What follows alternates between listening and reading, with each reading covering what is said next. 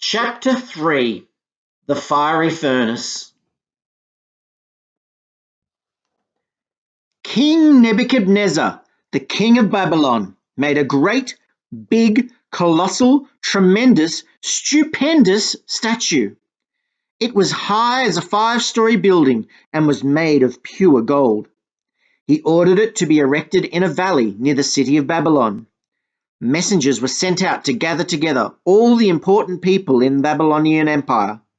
All the governors, advisors, treasurers, judges, and all other officials were ordered to attend to dedicate the new god. A massive crowd gathered on the plain. After all the leading men had arrived, the king's messenger read out the king's order. People of every nation and race, listen to the king's command. Trumpets, flutes, harps, and all kinds of musical instruments will soon start playing. When you hear the music, you must bow down and worship the statue that King Nebuchadnezzar has set up. Anyone who refuses will be thrown into a flaming furnace.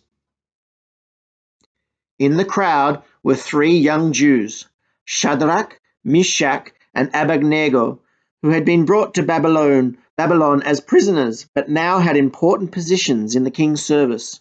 What should they do? To bow to the image would show that they believed that the image was a god and had power.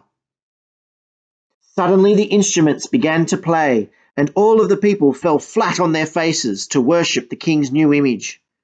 But what's this? 3 men are still standing.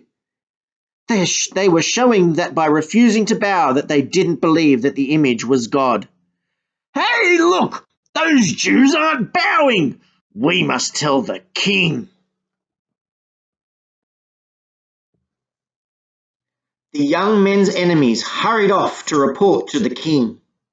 Your Majesty, we hope you live forever. You commanded everyone to bow down and worship the gold statue when the music played. And you said that anyone who did not bow down and worship it would be thrown into the flaming furnace. 3 men, Shadrach, Meshach, and Abednego, have disobeyed you. They refuse to worship the statue you have set up. King Nebuchadnezzar was furious. Bring these men here at once. What's this I hear? Have you refused to worship the image I have set up? I'll give you another chance. If you bow down when you hear the music, everything will be all right. If you don't, you'll be thrown into a flaming furnace. No god can save you from me. The young men did not flinch. Your Majesty, the God we worship can save us from your flaming furnace. But even if he doesn't, we still won't worship your gods and the gold statue you have set up. We'll see about that. Bring more wood, screamed the king. I want the furnace to be 7 times hotter than ever before. At the king's order, more wood was brought to build up the fire. Get the strongest of my soldiers to bind these men, then throw them into the fire. Don't just stand there. Throw them in. The fire was so hot that the flames licked out and killed the soldiers who threw the men in. Suddenly, the king stared into the flames. He went as close as he dared to the fire. Weren't 3 men thrown into the fire? I can see 4 of them. None of them are tied up, and the 4th looks like a god. Nebuchadnezzar called to the men, Shadrach, Meshach, Abednego, come out at once. The 3 men stepped out of the fire. Not a hair on their heads had been scorched. Nothing had been burned except for the ropes that bound them.